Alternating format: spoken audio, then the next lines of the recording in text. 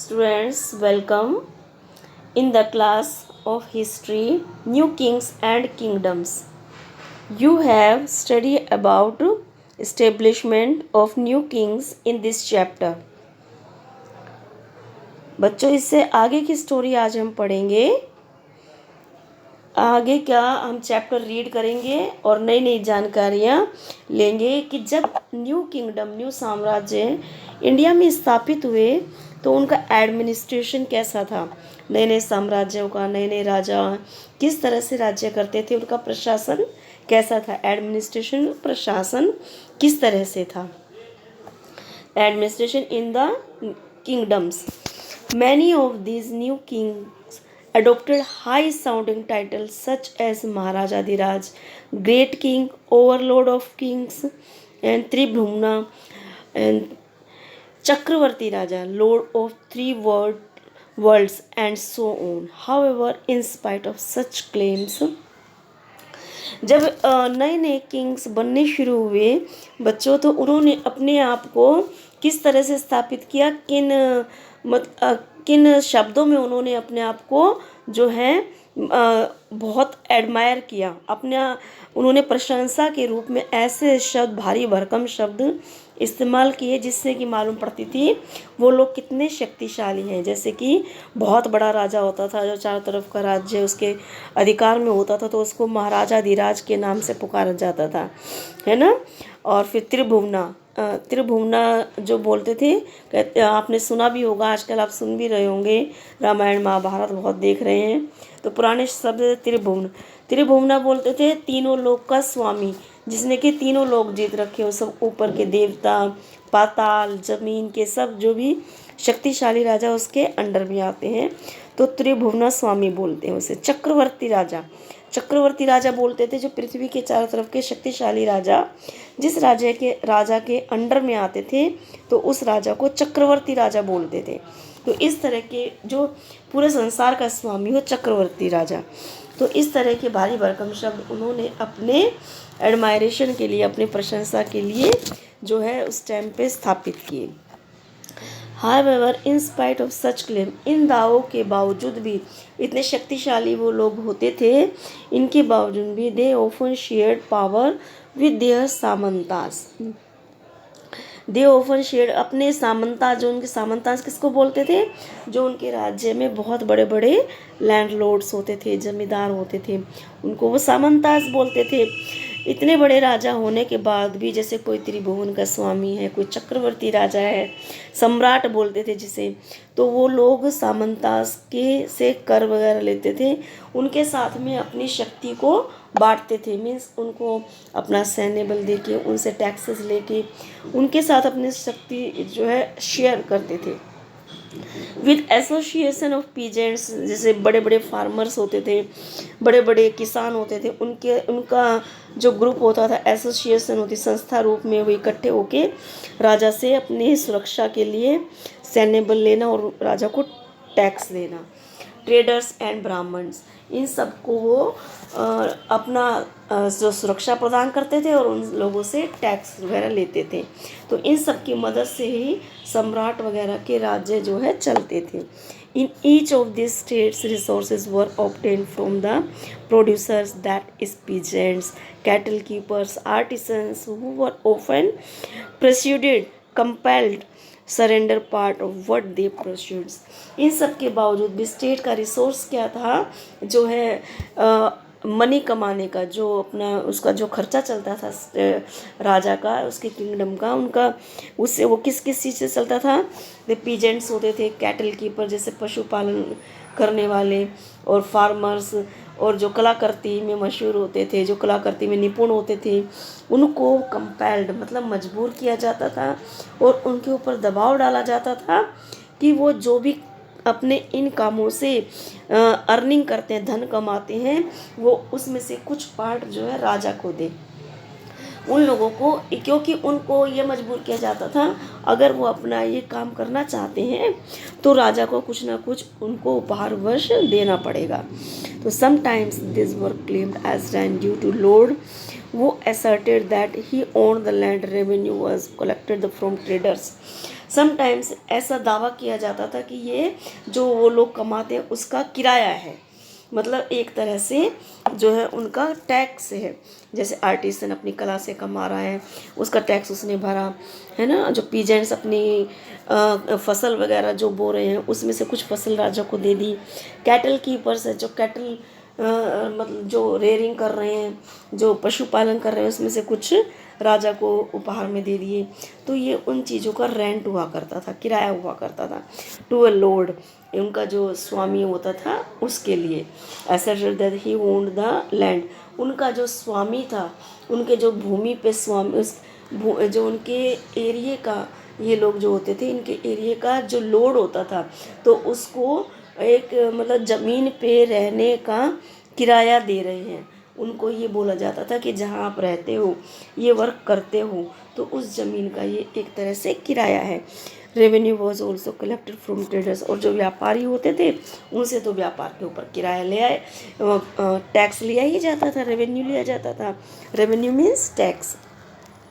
जो व्यापार में वो मनी कमाते थे उसमें से कुछ पैसे सरकार जो है लेती थी। जैसे लैंड लॉर्ड्स हैं बड़े बड़े, या फिर सीधे राजा को जमा करना, इस तरह से टैक्स उनसे वसूला जाता था। 400 टैक्सेस, उस टाइम पे 400 ऐसे टैक्स थे जो कि छोटी छोटी वस्तुओं पे राजा की प्रजा को देने पड़ते थे। जैसे कि एज अ इंस्क्रिप्शन, इसमें एग्जाम्पल्स बताए हैं। पुरानी प्रशस्तियाँ थी, इंस्क्रिप्शंस थे, मतलब पुराने अभिलेख जो निकले थे हिस्टोरियन के द्वारा से खोद के निकाले गए पुराने अभिलेख, उनमें ऐसे 400 तरह के टैक्स जो है जनता को भरने पड़ते थे। The inscriptions of the Cholas who ruled इन तमिलनाडु, चोलास के जो अभिलेख प्राप्त हुए थे, चोलास जो डायनेस्टी थी वो तमिलनाडु में उनका शासन था। उनमें ऐसे 400 तरह के अलग अलग तरह के टैक्सेस जो है पाए जाते थे जो जनता से लिए जाते थे। The most frequently mention tax is vetti, जो चलन में था उस टाइम पे सबसे इम्पोर्टेंट टैक्स था vetti. Taken not in cash but in the form of forced labour, means कोई मनी के रूप में नहीं लिया जाता था, कोई मुद्रा के रूप में ये वेटी टैक्स नहीं लिया जाता था। एक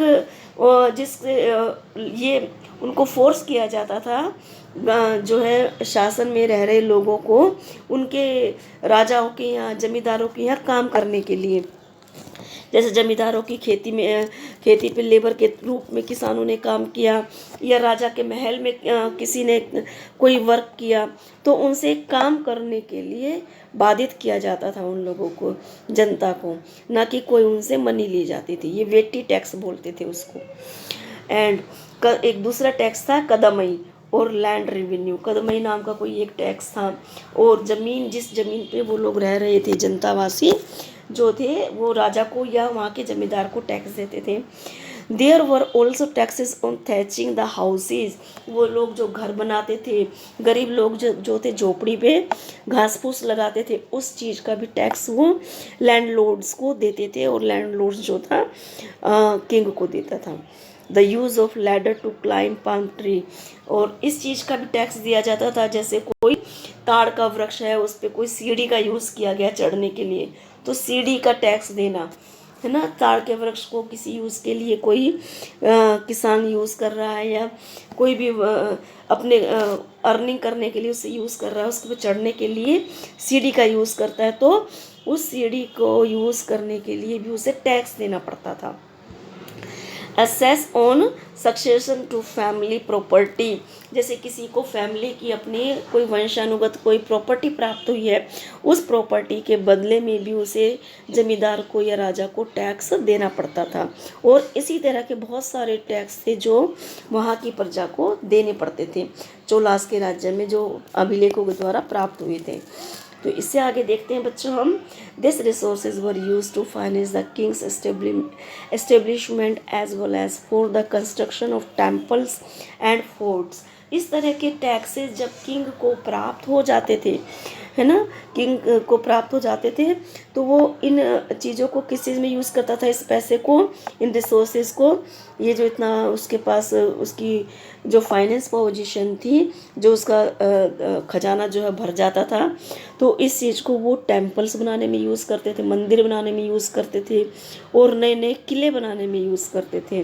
जैसे कि उस टाइम की कुछ यादें जो है पूरी ज़िंदगी हमें जैसे इतिहास के द्वारा ही देखने को मिलती है कि उस टाइम पे कैसे कैसे टेम्पल होते थे और किले होते थे। They were also use to fight wars, इस धन को वो युद्ध जीतने में भी, युद्ध लड़ने में भी काम में लेते थे। युद्ध लड़ने में पैसा तो खर्च होता ही है बच्चों, और उस ये पैसा जो है जनता के द्वारा ही राजा को प्राप्त होता था, which were in turn expected to lead to the acquisition of wealth. अपनी जो धन को अर्जित करने में ये लोग इस चीज़ को पूरा ध्यान देते थे राजा लोग, कि अपना धन कैसे ज़्यादा से ज़्यादा बढ़ाया जा सके, इन द फॉर्म ऑफ प्लंडर। और जब किसी पे वो युद्ध भी करते थे, राजा किसी दूसरे राजा के प्रति युद्ध कर रहे हैं, किसी के ऊपर जो है धावा बोल रहे हैं, तो वहाँ से लूटपाट करके जो धन प्राप्त हुआ उससे भी अपने खजाने की पूर्ति करते थे, अपने ट्रेजरी को जो है फिल करते थे, खजाना भरते थे। ठीक है बच्चों, and access to land as well as trade routes. और जब अगर किसी दूसरे राजा पे एक राजा ने विजय प्राप्त कर ली, तो अपना जो है व्यापारिक रूट बढ़ा दिया, और व्यापार के लिए नए नए जो है क्षेत्र उन्होंने ढूंढने शुरू कर देते थे, जिससे कि अर्निंग थी उस राज्य की बढ़ती चली जाती थी, और राजा जो है मजबूत स्थिति में आता चला जाता था। Next, the functionaries for collecting revenue were generally recruited from influential families। तो इन कामों पे राजा लोग जो थे, जैसे टैक्स वसूलना, और अलग अलग लोगों से, जैसे कि आर्टिसन से उनकी कला के रूप में कुछ उनसे लेना, किसानों से उनकी फसल के रूप में कुछ लेना, कैटल कीपर से कुछ उनके कैटल के रूप में लेना। तो ये सब कलेक्ट करने के लिए राजा ने ऐसे इन्फ्लुएंशियल फैमिलीज लगाई हुई थी, प्रभावित फैमिली, जो कि रिच फैमिली हुआ करती थी, उनके लोग ही इस काम पे लगाए हुए थे। And positions were often hereditary, और अपने ही वंश के ज़्यादातर लोग, जो अपने ही खानदान के लोग जो है इन कामों पे उन्होंने लगाए हुए थे, राजा लोगों ने अपने खानदान के लोगों को ही नियुक्त किया हुआ था। This was true about the army as well. और आर्मी में भी वो जो इन्फ्लुएंसली पीपल होते थे, वो उनके खानदान के ही लोग ज़्यादा होते थे। उनके देख रेख करना आर्मी की, और आर्मी से वर्क कराना, आर्मी को इंस्ट्रक्शंस देना, ये सब काम करने के लिए राजा ने अब इन्फ्लुएंशियस फैमिली लगवाई हुई थी, और रिच फैमिलीज थी, ये अपने खानदानी लोग थे, उन लोगों को काम पे लगाया हुआ था। In many cases close relatives of the king held this positions, जो पास के रिश्तेदार थे ये सब पोजीशन हेल्ड किए हुए थे राजा के। आगे देखेंगे बच्चों, prashastis and land grants. Prashastis contains detail that not be literally true. जो पुरानी प्रशस्तिज अभिलेख है पूरी तरह से सच तो नहीं होती हैं, बट फिर भी उनमें से हमें ये देखने को मिल जाता है कि उस टाइम का कैसा शासन था और राजाओं की क्या मतलब रख रखाव होता था। But they tell us how rulers wanted to depict. वो अपना डेपिक्ट कैसे रखते थे, अपना जो दावा होता था उस टाइम की, डेपिक्ट होते थे, अभिलेख होते थे, उनकी कैसा रख रखाव होता था राजाओं का। themselves एज विलियंट, अपने आप उनके बारे में जो पुस्तकें लिखी जाती थी राजाओं के बारे में, हमें प्रशस्ति से ये मालूम पड़ जाता है कि राजा किस तरह के होते थे। जैसे कि अपने आप को राजाओं ने बताया था विलियंट, जैसे बहादुर अपने आप को बताते थे। विक्ट्रियस वॉरियर्स मीन्स विजयी जो योद्धा होते थे वो बताते थे। फॉर एग्जाम्पल्स उनके अपने आप को बहुत शक्तिशाली विजय योद्धा बोलते थे और बहादुर बोलते थे। This were composed by learn Brahmans, ये किसके द्वारा लिखे जाते थे अभिलेख? ब्राह्मणों के द्वारा, जो कि राजाओं की गाथा में लिखे जाते थे, राजाओं के एडमायरेशन के लिए लिखे जाते थे। वो occasionally help in the administration, किसी भी जब कोई समारोह पे राजाओं की जो है उनकी प्रशंसा की जाती थी, उनके बारे में बताया जाता था किसी भी समारोह में, और उनके प्रशासन के बारे में कुछ गुणगान करना हो तो ब्राह्मण इन लेखों को लिखते थे और संगीतज्ञ गाते थे।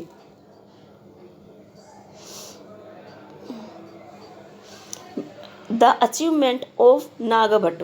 नागाभट्ट उस टाइम पे जो एक डायनेस्टीज थी बच्चों, उसने क्या अचीव किया था ये हम देखेंगे। Many rulers describes their achievements in prashastis. Prashastis में बहुत रूलर्स ने अपने बारे में डिस्क्राइब किया, वर्णन किया गया। यू रीड अबाउट द प्रशस्ति of Gupta ruler. Gupta rulers के बारे में, समुद्रगुप्त के बारे में 6th क्लास में आप लास्ट ईयर में पढ़ चुके हैं कि कैसे प्रशस्तिस में उनके बारे में बताया गया था, है ना। उनकी जो है गाथा गाई गई थी, जो उस टाइम के रूलर्स थे, बड़े बड़े समुद्रगुप्त था, गुप्ता रूलर्स जो भी थे। वन प्रशस्ति रिटन इन संस्कृत। जो प्रशस्ति होती थी वो संस्कृत में लिखी जाती थी। And found in Gwalior. कुछ प्रशस्ति जो संस्कृत में लिखी जाती थी वो ग्वालियर में पाई जाती थी, मध्य प्रदेश में। Describes the exploits of Nagabhata. जो नागाभट्ट डायनेस्टी थी उसके बारे में जो है खुल के उस प्रशस्तियों में वर्णन मिलता है। A Pratihara king as follows. Pratihara kings में कौन कौन से राजा जाते थे, जो है नागाभट्ट राजा कहलाते थे। The king of Andhra. Andhra के जो राजा थे वो प्रतिहारा किंग में आते थे। एंड सिंधुवा, जिनको सिंध के राजा बोलते थे, वो आते थे। एंड विदर्भ आते थे, पार्ट ऑफ महाराष्ट्र। महाराष्ट्र का जो विदर्भ पार्ट था उसके जो राजा थे वो आते थे। Kalinga, part of Orissa. उड़ीसा के कलिंगा पार्ट के राजा आते थे। Fell before him even he was the prince. जब वो प्रिंस थे उससे पहले, जब वो मतलब प्रिंस थे जब उसके बाद में वो अपना गंवा चुके थे सब कुछ, और इससे पहले जब वो प्रिंस थे तो उनके पास क्या क्या शक्तियाँ थी, इनके बारे में उन प्रशस्तियों में वर्णन मिलता था। He won a victory over Chakrayudha the ruler of Kannauj.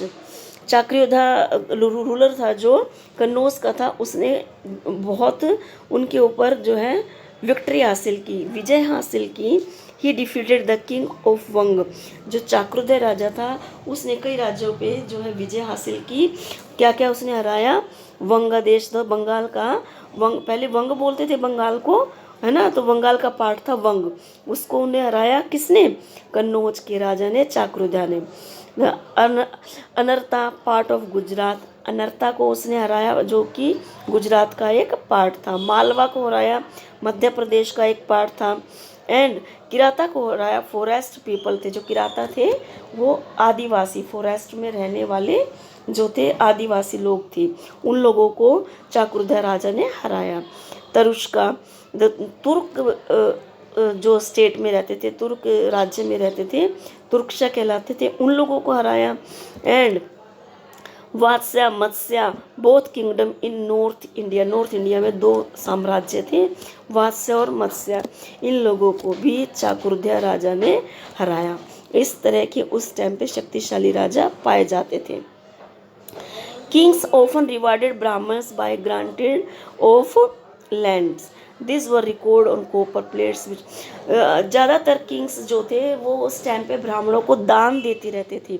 मतलब कभी ब्राह्मणों से खुश हुए ब्राह्मण उनके इतने अच्छे अच्छे अभिलेख लिखते थे, उनकी गाथा में अच्छे अच्छे लेख लिखते थे, तो राजा खुश होके जो ताम्र पत्तों पे, जैसे उनका ताम्र पत्ते पे एक प्रूफ के तौर पे लिख के दे देते थे और स्टैंप लगा देते थे कि भी उनको ज़मीन प्रोवाइड कर देते थे। ब्राह्मण्स को बड़े बड़े जो है उनको गिफ्ट देने के लिए उनको गिफ्ट देते थे, बड़े बड़े वहाँ के ब्राह्मण को एक प्लेट्स के रूप में, उनको प्रूफ के रूप में, ये आप देख रहे हैं प्लेट के रूप में से एक ज़मीन दी, एक ताम्र पत्र दे दिया, तांबे का जो एक पत्ता सा, और उस पर शाही मोहर लगा दी और ये लिख दिया कि इतनी ज़मीन इस ब्राह्मण की है, जो कि राजा दान देते थे ब्राह्मण्स को।